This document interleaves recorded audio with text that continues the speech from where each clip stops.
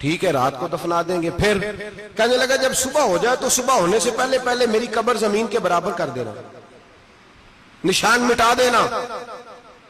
کا وجہ تو کلمہ پڑھتا ہے اور حضور کا حکم ہے کہ قبر کم از کم ایک بالش ایک گٹ اونچی ہونی چاہیے زمین سے کم از کم,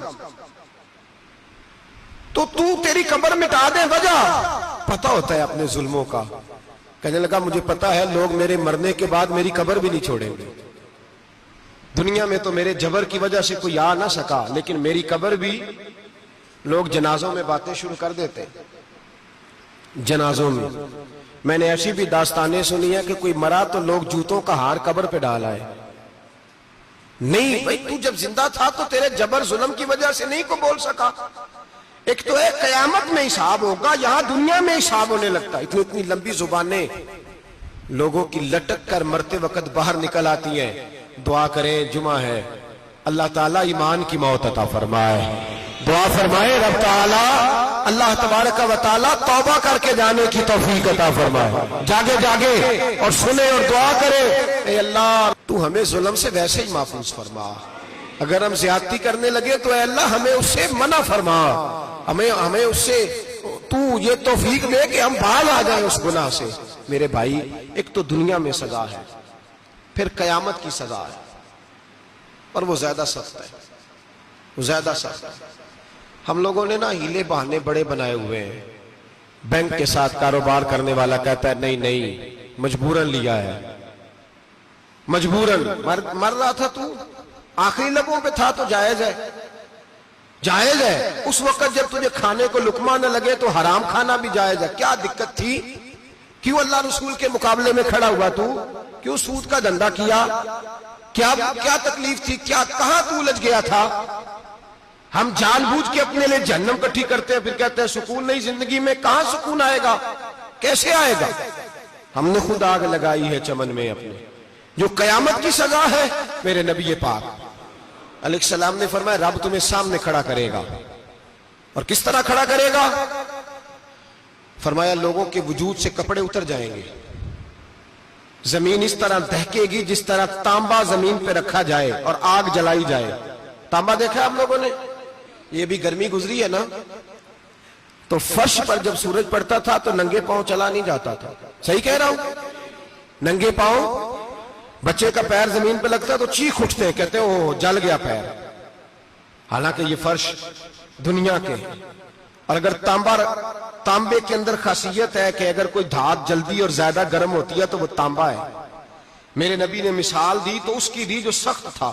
فرمایا تانبے کی طرح زمین تپائی جائے گی, اور پھر ننگے پاؤں رب تمہیں کھڑا کرے گا. آج سورج کی پشت تمہاری جانب ہے, قیامت میں منہ تمہاری جانب ہوگا.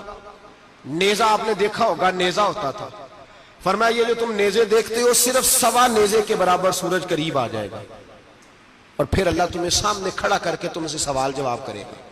اور حضور نے کہہ دیا ہے تو اب کسی نعت خواں کے کہنے سے بات بدل سکتی, کسی پیر کے کہنے سے جملہ بدل سکتا, کسی خطیب کے کہنے سے فکر نہ کرنا وہ سامنے جنت پڑی ہے, اب بات بدل سکتی.